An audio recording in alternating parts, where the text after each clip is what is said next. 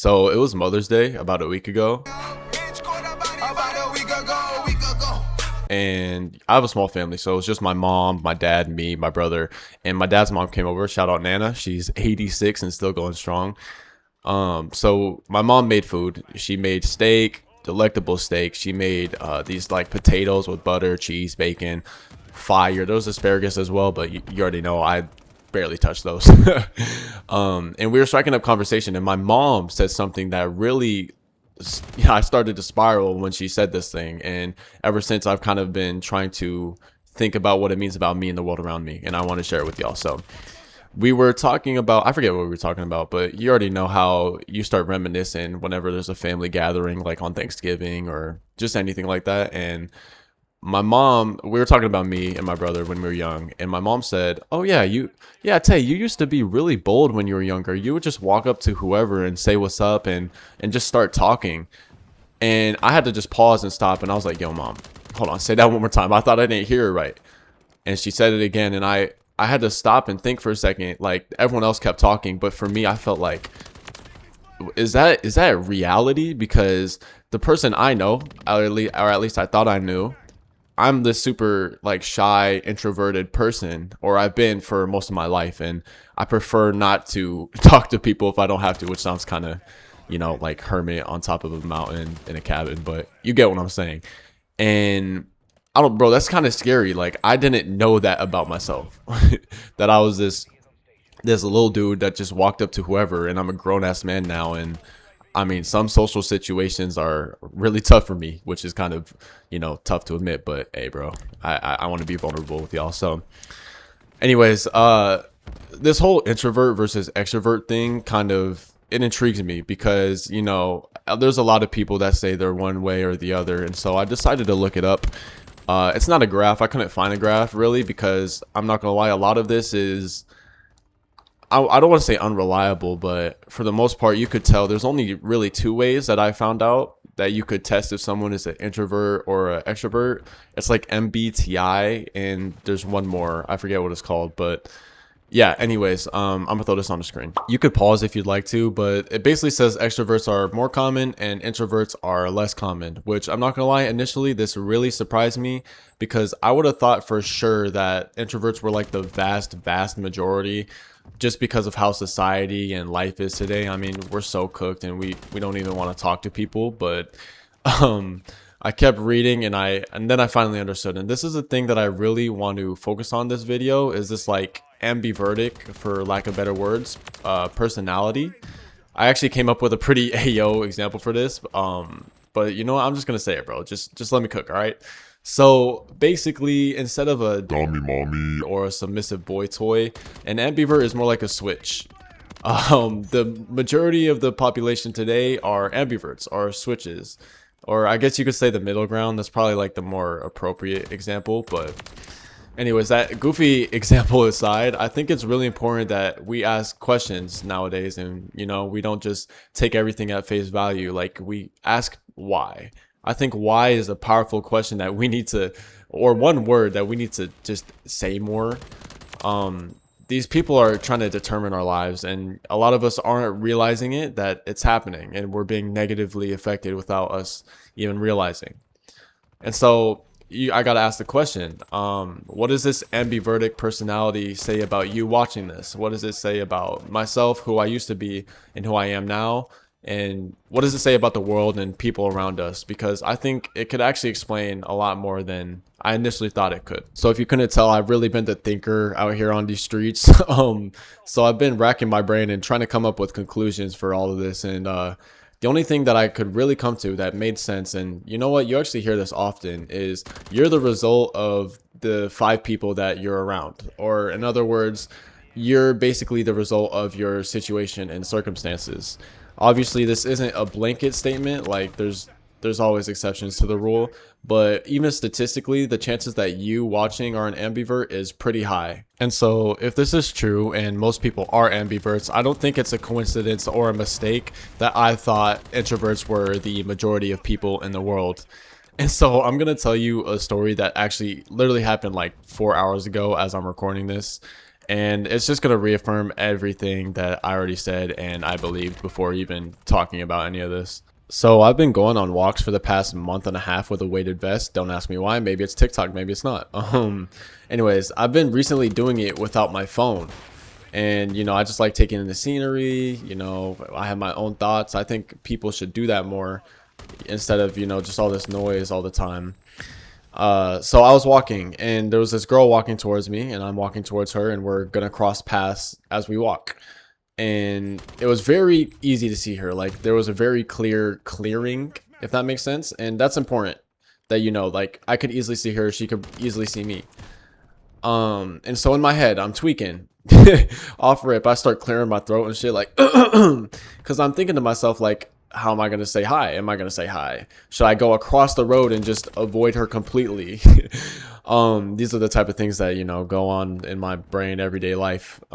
It's crippling. Anyways, so I'm thinking about all that. But as I'm getting closer, I'm realizing like she's ripping, and you guessed it, bro. She's ripping the fattest jewel, bong, vape. I don't even know what you call those things anymore. There's like 50 different variations, and I've never been one to smoke, thank God. But I was like, I just saw that and she's inhaling pain with every breath. She's just inhaling pain. And I was like, I mean, it's 6:30 in the morning and you're walking your dog, but okay, whatever. At least you're alive, right? I mean, I'm not one to judge. Anyway, so I noticed that first thing. And then her other hand, like, I don't see what's in it, but it's probably her phone because she's looking down.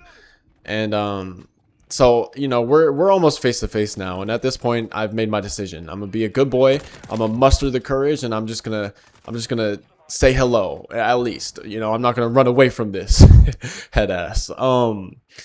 So I say 2 words or 1 word, depending on how you say it, but in the most non-awkward, like cordial way I can, I say good morning. And so what happens next is I'm just going to say it. So I say good morning. She immediately jumps up, squeaks, and says, "Oh my God." And she looks like a ghoul. I mean, I hope she's okay. But it was like I was a jump scare or something. And, I'm not Edward Scissorhands, bro. Like, I'm okay to look at. Maybe it's because, I don't know, I'm a grown man and, I'm tall. I'm pretty big. So maybe that's scary, but there was no reason to elicit that reaction. It was like literally, like when I tell you I looked in her eyes, it looks like her life was in danger and the fear of God was in her eyes. And I just, so okay, I scare her and I'm like, oh my God, did I scare you? I'm sorry. And she was like, you could tell she was shook, bro. And she was like, no, I'm okay. And then we just kind of went on our separate paths. And I was really embarrassed at first, but then I couldn't stop laughing, bro. And I'm not like, I have a heart, obviously. I feel bad that she got scared like that, but I just know her dopamine receptors are fried. I mean, her attention span is absolutely like doomed.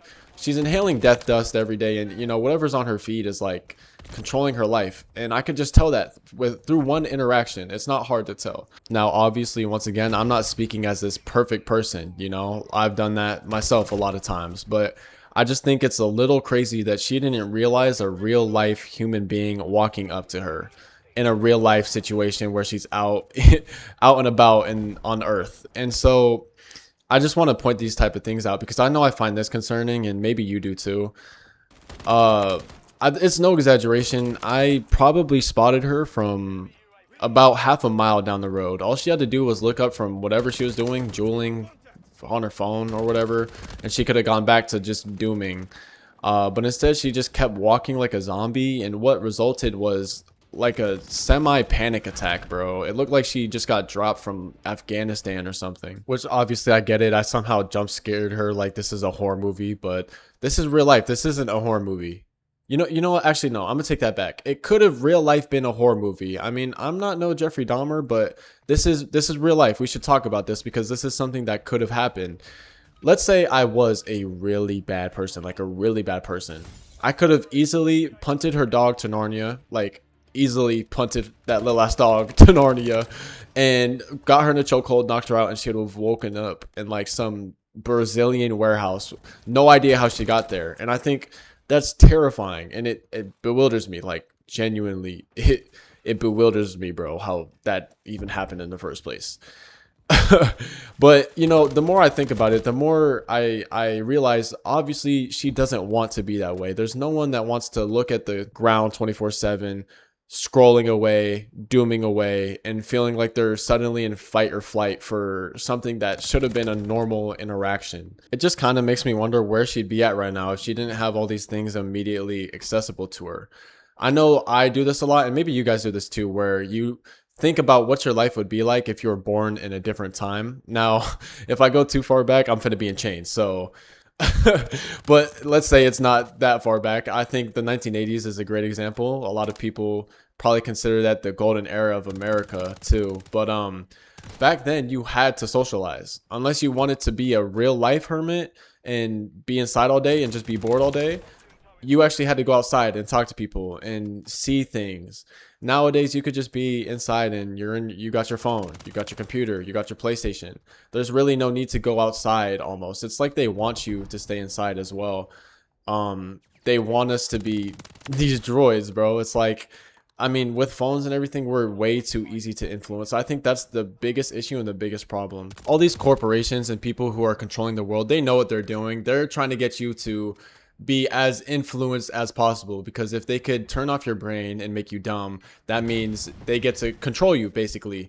And I mean, we already know we're getting dumber and dumber as the years go on, and like I said, we're easy to influence. We'll be ready to basically make a decision that will be a detriment to the rest of our life because of some propaganda or a TikTok that we enjoyed with a good brand sticker on it. Or like my last video, I said you could just make it into a meme and people will accept it with open arms. The easiest way to influence people is to control their surroundings and who and what they see, what they hear, that entire thing. Once they figured it out, it was pretty much wraps for us, bro, and we became our own worst enemies. They didn't even have to do their job anymore. Now it's just distractions and isolation. And when I really think about it, now it isn't a coincidence that I ended up this way. I played Minecraft from a very young age, bro. I was playing Call of Duty from a very young age. I was playing COD at like 10 years old, bro. CSGO at like 12. And I never went outside. And that's when I slowly started to get fat and develop this like shy personality. I'm obviously not fat anymore because I started playing sports, but the personality still sticks with me from a very young age, bro. It's influence. It's influence. That's all they're doing is influencing. I think that's why it's important what you listen to, what you hear, and what you watch. So maybe I was this super bold kid that just did whatever I wanted, but I grew up in this time and I grew up in this life, and the world was happening around me and I was happening around the world. And the things that happened kind of drew me towards this edge of the fence, if that makes sense. And I'm sure statistically, sure. I mean, the true extremes are very rare. Like no one's fully introverted or extroverted for the most part. It's super rare. But there's a lot of ambiverts. And I would actually like to say that even though most are ambiverts, I would say a lot of people are introvert leaning because of the way the world is now. And it's obviously by design. I have a list of things that I wrote down here. One of them, video games, social media, the phone, porn, lust. I wrote frying dopamine down here. They're pretty much trying to dopamine max us to hell. That's pretty much in the gist. If this whole video could be one thing, ambiverts were easily influenced, and because we're easily influenced, they're trying to dopamine max us into being vegetables. Quote that. And then here's another thing. This may or may not also be part of this. There's the pandemic. We had a whole pandemic, 2020, the big bovid. I might sound crazy right now, and y'all are probably like, this dude is a lunatic, but this is truly just what I think. There was that whole pandemic, and that creates terror. And because of that, people started to shut down and be distracted and go into their own cocoon and isolate themselves. Just more opportunity for them to really influence you. And I mean, I was only a freshman when COVID came, so I just did online school. And obviously I missed my freshman year, which is like, okay, but there was people that missed their senior year that probably really sucked. But there was Zooms, and I feel like Zooms kind of just showed people, or at least kind of told people like, hey bro, life isn't that serious. Like this school stuff we've been doing, like are you listening to these Zooms? We're online right now from home, and we have to take class while the world is ending outside. It's just more opportunity for them to influence. Now, I know this video has been pretty rough, but I don't want it to all be negative. And truthfully, I think this is actually a positive. The fact that you're even watching this video and that I came to this realization. You know, maybe I'll never be able to fully go back to the super bold kid that I was when I was a kid. I don't even know if I even want that. But I now know that I could start making decisions that will influence me in a positive way. So ending this video on a good note, even though you, me, and that girl are all cooked, there's definitely solutions to almost any problem. A lot of people like to meditate. I haven't tried that method yet. It might be patched, but I'd like to try it out. People like to cold plunge as well. I wouldn't suggest it, but if you're an athlete, go for it. But me personally, I like to go on walks, read books, and put the phone down, bro. It'll make a world of a difference. All right, y'all. That's all for today. I love you. Jesus loves you. Make sure to like and subscribe. See ya.